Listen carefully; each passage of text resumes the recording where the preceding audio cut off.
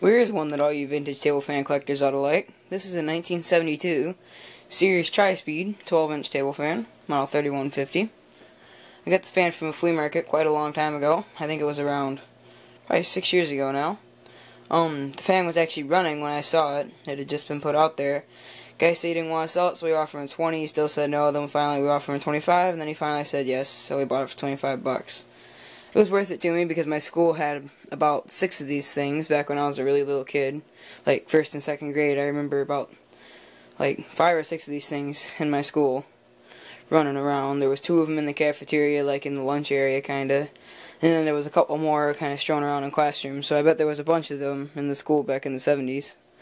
This fan still runs really good. The grills are a bit bent out of whack, as you saw. The front grill is fine, but the back grill is like kinda bent crookedy. I'm gonna have to see what I can do about that. See if I can kind of put the pins in something and twist it back to normal, so that the fan looks right and the handle's not crooked and the badge isn't off center. Yeah, this fan's in great shape. It's actually in pretty much perfect shape. The paint on the grills is really good.